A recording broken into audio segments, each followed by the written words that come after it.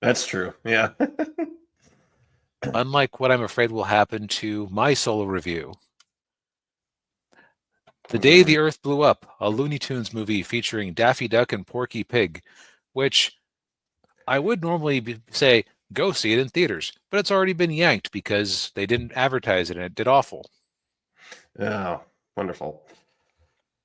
Yeah. So I decided to go see this one because I'm a big fan of 2D animation, and I wanted to support a what looked like at least a decent movie that uh, featured 2D animation. Um, and I kind of had a feeling this wasn't going to do great because I just didn't hear any buzz about it.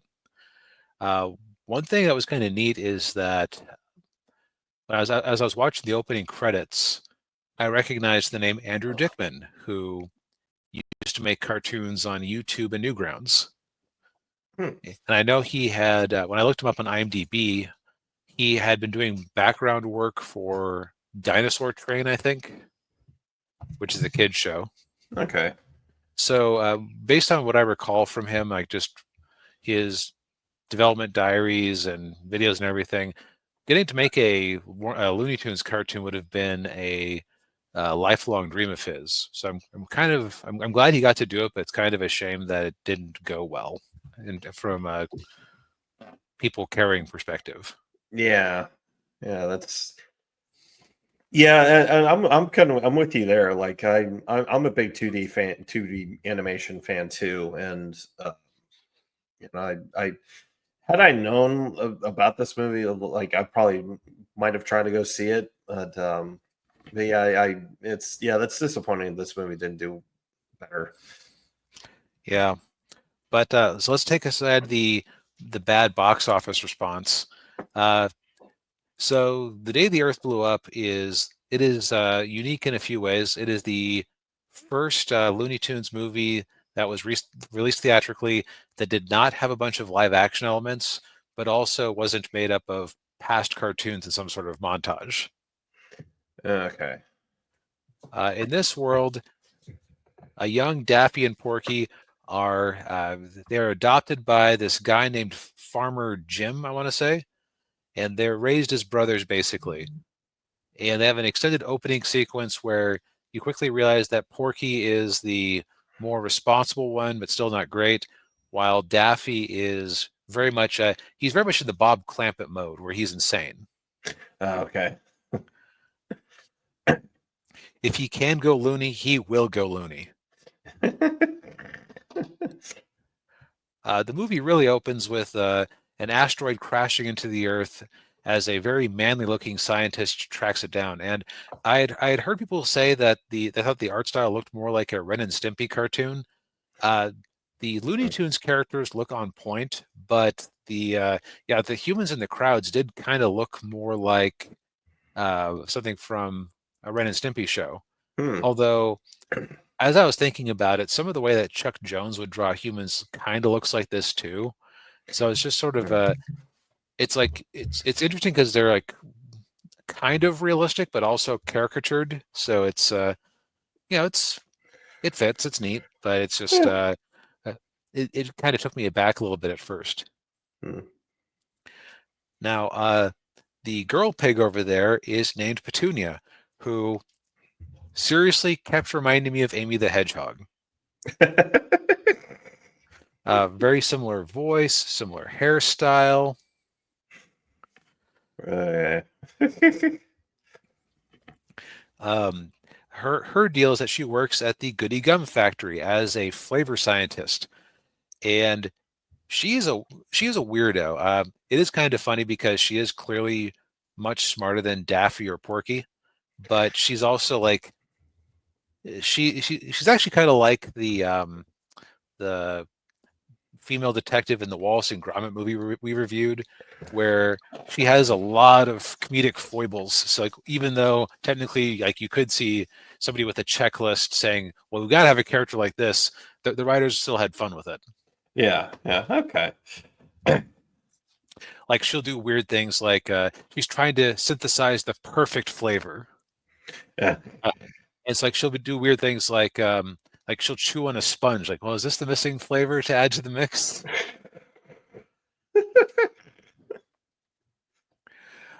But aliens have invaded. Daffy and Porky have to get a job because the asteroid damaged their house. Oh. And they have a week to fix it, or else the HOA will kick them out. Mm. And it's the house that Farmer Jim left them before he mysteriously died. By the way, Farmer Jim was weird because, or weird in an intentional way, because he very rarely moved. He was always like a still image in a more painterly style that was like jumping around and everything, or like almost South Park walking, where it's like this like up and down motion to indicate movement without actually animating anything. But so while working at the gum, so they get a job at the gum factory to pay for the repairs, and in the course of things, they find out that the aliens are going to use the gum to take over the world. Now, I'm going to get vague at this point because when this drops in some sort of streaming service, which we know that's Catch Up Entertainment bought it for a reason. They bought it off of Warner Brothers to put out into theaters. You hope that they had a plan B. Yeah. Might get on Amazon or Paramount or something. Yeah, Netflix. Yeah, something like that. Mm. So when it comes out again, I think people who like Warner Brothers stuff should give it a shot. On the plus, I would say that most of the best laughs are in the first half. Second half, it kind of gets more into the plot, but also it kind of does the 2/3 acts thing. Oh, which always kind of messes with the pacing. Like a James Cameron movie. Yeah, exactly. Yeah. Like right around when it feels like the movie is wrapping up, like, wait, what? You have this new complication? Oh yeah, I guess we never did explain this. Wow. And like it's like everything does like make sense, and things are set up and paid off, and it's a plot that's designed for kids to keep track of. So it's like I could basically predict every beat 20 minutes before it actually happened. Because it's a classic story. You have the two brothers who have some sort of friction because they have different personalities, but they're still, tied at the hip. And they have a second act breakup, and they come back together and Yeah. to save the day. And they have a romance plot between Porky and Petunia. Of course. Yep. It's also a low-key horror movie. There's a lot of elements that are borrowed from The Thing, or they have a scene where an alien monster is doing the Jurassic Park Velociraptor kitchen scene with them. Oh. I can tell that people who are making this were having a great time because the animation quality in most of the scenes kind of reminded me of the Monkey Wrench animated shorts, where characters are very rarely totally static. Oh yeah. I can see that. Yeah. There's also a lot of little references to past Warner Brothers things. There's a coffee place called Beans Coffee, which that is they had a picture of a little cartoon cat creature. That's a reference to the first Porky Pig cartoon, where they basically had like a kids sing along thing, and they basically just threw out a bunch of characters to see who was popular, and they thought it was going to be this cat named Beans, who was technically the main character. Oh. But everyone hated Beans, but they liked Porky because he was funny. Yeah. There was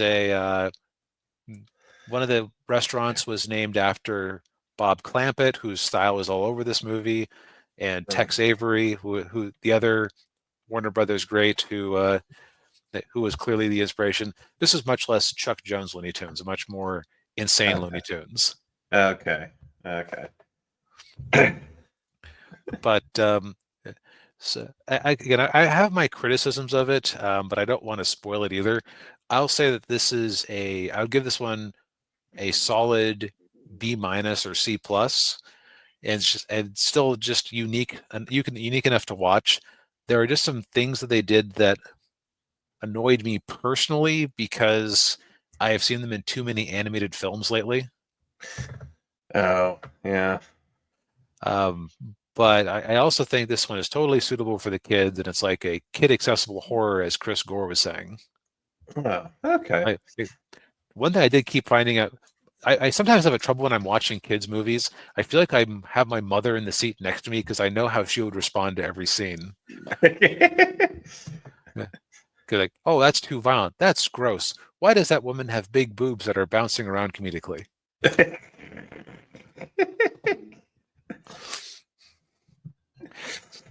Oh dear. Right, yeah, right. Basically, like if I'm watching an anime, I never have that thought. But if as soon as it's like a kid's cartoon from the West, it's like, that inner censor comes out.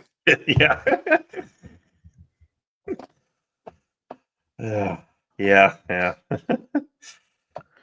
But yeah, again, overall, recommend. I would say that having some familiarity with the Warner Brothers canon would be helpful, but I think this does a good enough job of explaining itself that you could understand it if you didn't grow up watching those cartoons. Yeah. Yeah. Very good. Yeah. But like this comes out, made $5 million worldwide its opening weekend. But things like Mufasa were just able to, if not get to profitability, at least um, make money by being at theaters week after week after week. Uh, I'm yeah. telling you,